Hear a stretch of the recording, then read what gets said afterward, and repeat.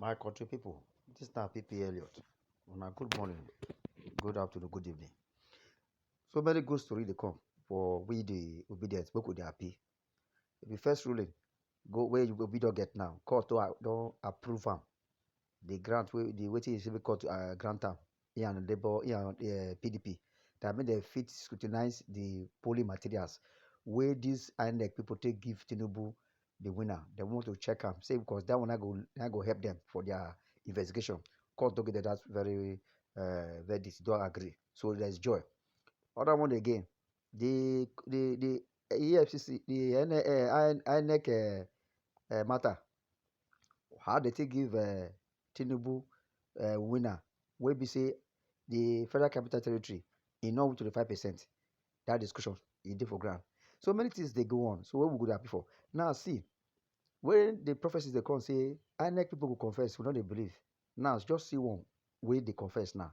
Say a woman, INEC official. Now I say make it here the original document. Imagine that kind of wickedness. So now APC now say make we go court. The Labour Party go court. Now we don't go court. Now if they beg, make we settle outside court. What do you go bring that kind of come? How we go beg settle outside court? Now court now we day. So now court now go decide that. You say we go court, now court we don't come. Then why you dey beg say make we settle outside court? So my people, the matter they come up in many. So make we not lose hope. The Labour Party must get back. We must get back our verdict, our mandate. The vote we vote not go waste. Then they beg for outside court settlement. Many say waiting. That means you dey fear now because the way the dance they go now. As you share you go post of the result when the game they go on, come prove them for court. You dey see am so. So everybody they happy now. The obedience they happy because of this ruling. We court grant us the Labour Party and PDP say they go fit check the documents because without that one, we not go fit get their wuru. So just listen. Thank you very much. While the drama of last weekend's controversial presidential election played out, an argument or a debate, if you like, popped up at some point regarding the status of Abuja, Nigeria's Federal Capital Territory, in the wider scheme of things. All of a sudden, people started talking about victory in the territory as the sole prerequisite for being declared winner of the contest and duly elected president of Nigeria. Former Minister of Justice and Attorney General of the Federation, Michael Aondoka, has now joined us to shed more light on this matter, as well as other matters arising from the polity at this time. Thank you so much, sir, for joining us on Newsday. Welcome. Now, there were fears of a constitutional crisis as the 2023 presidential election results began trickling in, with some analysts saying the winner must win 25% of valid votes in at least 24 states of the Federation and the Federal Capital Territory. In fact, some thought, winning 25% of the votes in the Federal Capital Territory would be the deciding factor in who wins the election. Well, the president-elect clearly did not get 25% of the votes in the FCT. So is this a good enough ground to question the validity of the results?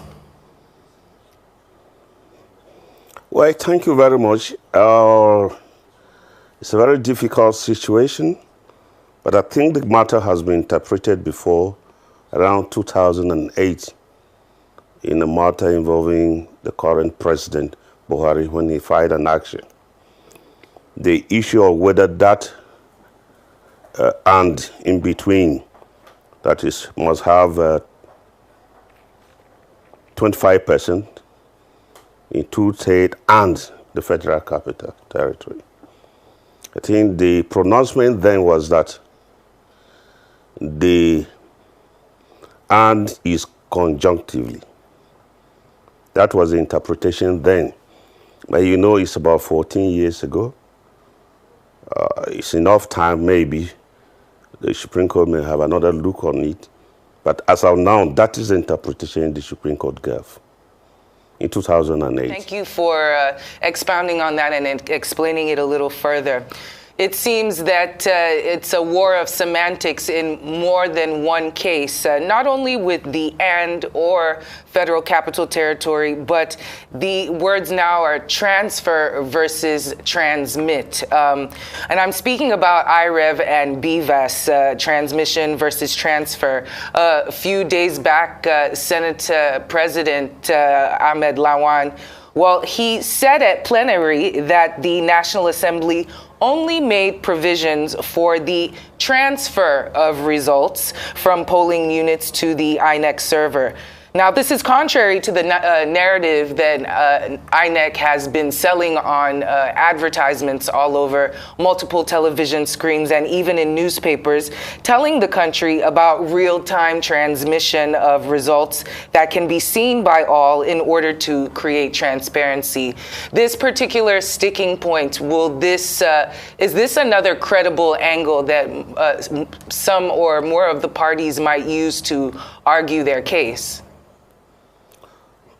Certainly is going to be an issue, because the position of the Supreme Court then and now are guidelines flowing from INEC have constitutional flavor. The guidelines flowing from INEC in the conduct of elections have constitutional flavor.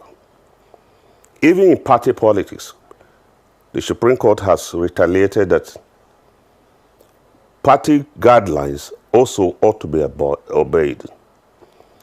How much with, not to talk of INEC guidelines, which flows directly from the Constitution, because they get the powers to enact, to issue out guidelines based on the power donated to INEC to conduct the election by the Constitution.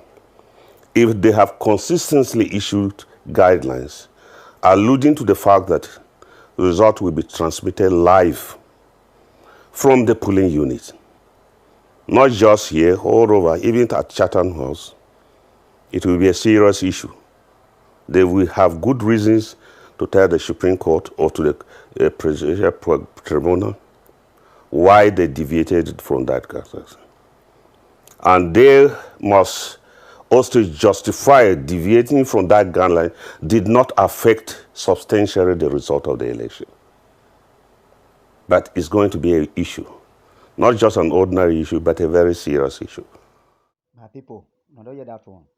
So the court, the candidate of Labour Party, LP, Mr. Peter Obi, on Friday secured leave of the Court of Appeal sitting in Abuja to have access to all the sensitive materials the Independent National Electoral Commission, INEC, deployed for the conduct of the presidential election held on February 25th.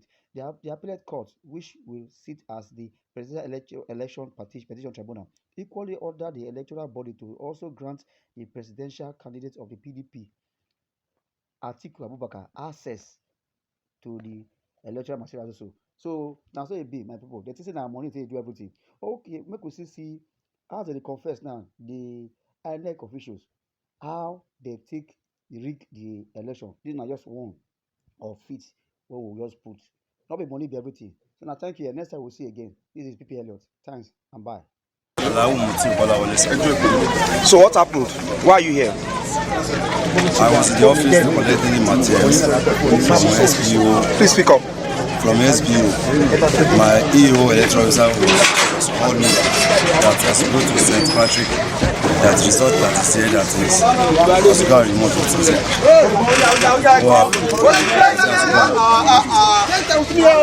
By the time that I'm reviewing it,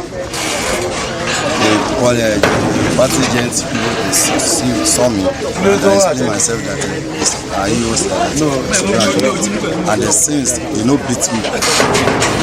No amount of them they no beat me. So what's the name of that your EO? What's the name of your EO? Mrs. Adiri. Are you an INEC officer or what are you? What do you do? Electoral officer. Electoral officer where? At IEDADE. And did you tear the paper they said you should go and tear? Yes, with me. Is it you here? Let's see. Show us paper. Let's see.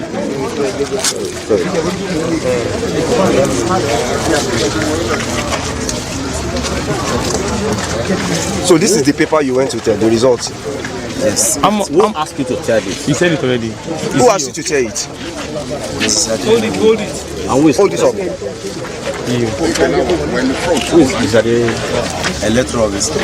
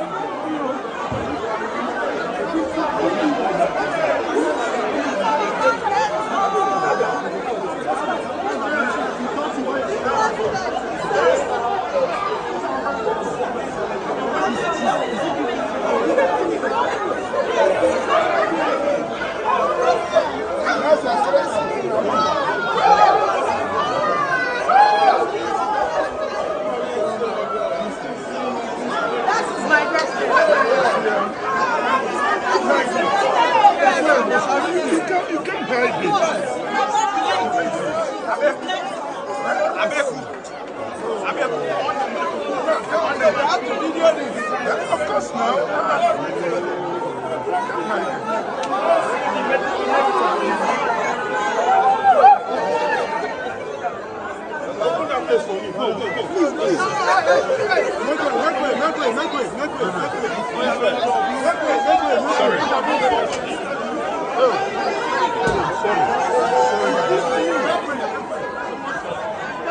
Sorry, sis. The president is here. The real president.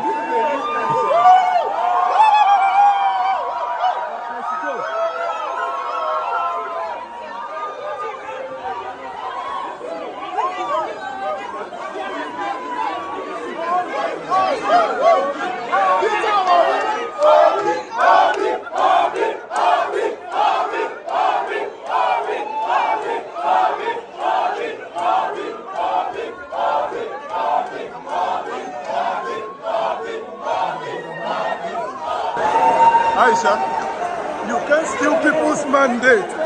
You can't people's mandate. You can't. They can't steal people's mandate. No way. No way. See the love. Unbelievable. You can't steal our mandate. No way. Nobody can steal our mandate. No way. We got this. They said we should go to the court and we're going to the court. Yes, sir. And what they do not realize, no, I can't shake your sorry. What they do not realize is that the Nigerian people have never put their trust on the judiciary. This time now, we are going to face the judiciary. Yes, sir. We will take the activity to the judiciary. They must give us our mandate, and there's nothing they can do. And on May 29, 2023, by the grace of God, Mr. Peter Gregory Obi will be sworn in as the President of the Federal Republic of Nigeria. Yes, sir.